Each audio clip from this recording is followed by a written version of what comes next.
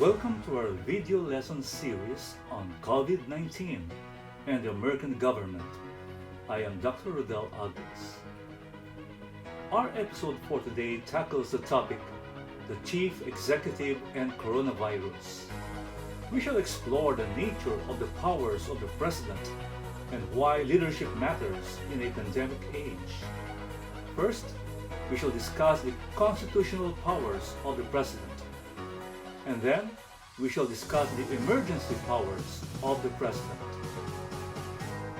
The coronavirus outbreak worldwide has placed every world leader in the limelight. Their abilities to lead their nations to deal with this pandemic are daily scrutinized by the people they serve and by the watchful eye of the media. The Prime Minister of New Zealand, Jacinda Ardern, is being praised for having eliminated coronavirus in her country.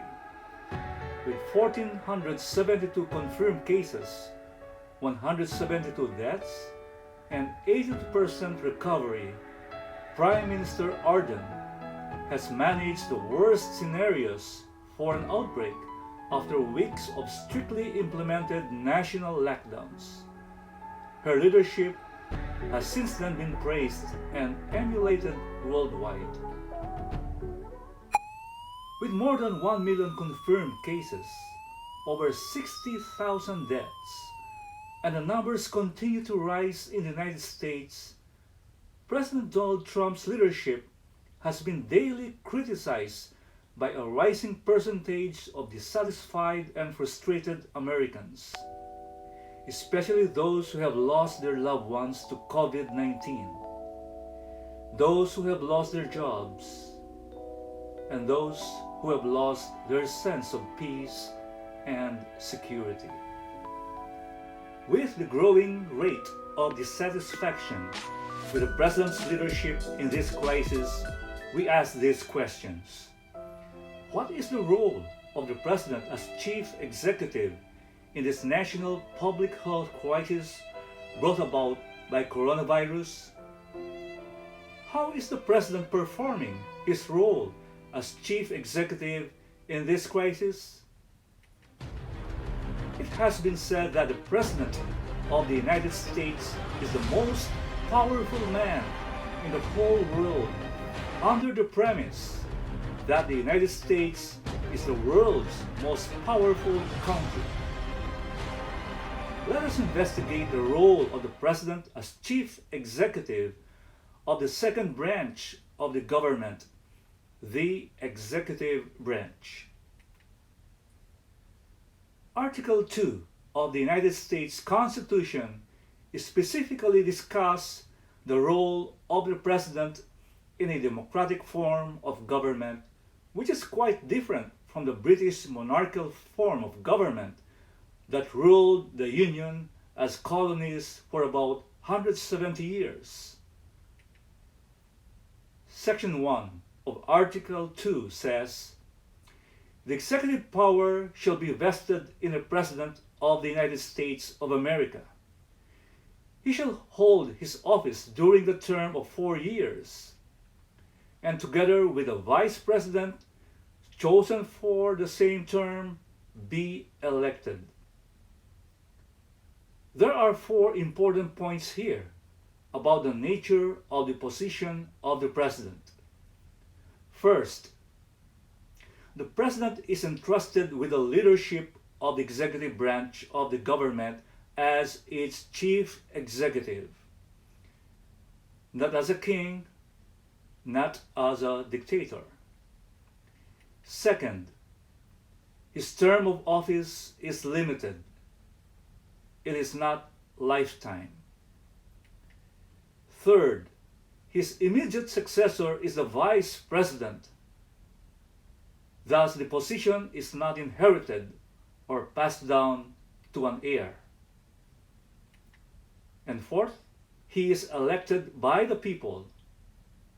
He does not conquer or force his rank or position. Sections 2 and 3 of Article 2 of the Constitution identifies the 5 main powers of the President. First, he has the power over the military as the Commander-in-Chief of the United States Armed Forces, composed of the Army, Navy, and the Air Force, including the state National Guards when they are called on to serve the federal armed forces. Since the President is a civilian, he does not have a military rank. This emphasizes the principle of the supremacy of civilian authority over the military. Thus, all military officials and their subordinates take their orders from the President as their Commander-in-Chief. Second, he has the power to enforce the laws of the nation as Chief Executive of the executive branch of the government. Through his cabinet composed of the different department heads, he manages these various executive agencies of the government, like the Department of Education, Department of Homeland Security, Department of Commerce, and others. Third, he has the power to grant pardons and reprieves as Chief Advocate of Justice. This means that the President has the power to pardon federal crimes, except impeachment cases, and the power to grant reprieves or formal postponements of the execution of a sentence.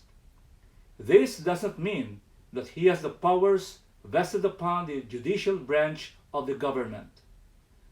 What it means is that the President has the power to check the judicial system to prevent a miscarriage of justice. The fourth power of the President is that he has the power to make treaties or agreements with other countries with the advice and consent of the Senate as a nation's chief diplomat. He shall also receive foreign ambassadors and dignitaries. With the help of advisors, the President makes foreign policy of the United States. And his fifth power is he has power to nominate and appoint officers of the United States. As President, he nominates and appoints the following: Department Secretaries, Supreme Court Justices, Federal Judges, and U.S. Attorneys, ambassadors and foreign consuls, other public ministers, and officers of the United States as the Chief of State. With the immense power that the Constitution gives the President, does this mean that he can do whatever he wants, which he thinks is for the good of the country? The Constitution was not designed by its framers to grant absolute power to the President like the King of the British monarchy. They were aware that absolute power would only bring back tyranny and thus, even in a time of national emergency such as the COVID-19 pandemic, the President cannot do whatever he wants. Even in his opinion, he thinks this is for the best of the nation. His decisions and actions must be legitimate, which means that this must not conflict with existing laws, particularly the Constitution, which is the highest law of the land. As Chief Executive of the executive branch of the government, the President has strong executive powers to implement existing laws. Alongside his executive powers are emergency powers to address problems arising in a state of emergency. In a state of emergency, the government is given the power to perform actions or implement policies that would not, in normal situations, be permitted to undertake. Natural disasters, civil unrest, armed conflict, and pandemic are some examples of a state of emergency. There are federal laws not found in the Constitution, but given by Congress, which grants the President with such emergency powers. The following are some of the laws that give the President of the United States emergency powers in a state of emergency. First one is the Defense Production Act, or the DPA, signed into law on September 8, 1950. It is a federal law which was enacted as a response to the production needs during the Korean War. It empowers the President to require companies to prioritize needed materials in a state of emergency. Another one is the National Emergencies Act, or the NEA, signed into law on September 14, 1976. It is a federal law which was enacted to end all national emergencies still in effect and to formalize the emergency powers of the President. And the Robert Stafford Disaster Relief and Emergency Assistance Act, or Stafford Act, signed into law on November 3, 1988. It is a federal law enacted to authorize the delivery of federal technical, financial, logistical, and other assistance to the states and localities during declared major disasters or emergencies.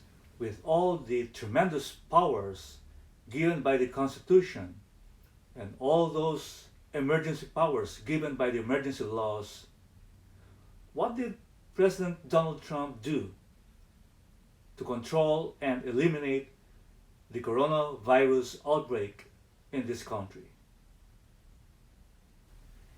April 23, 2020.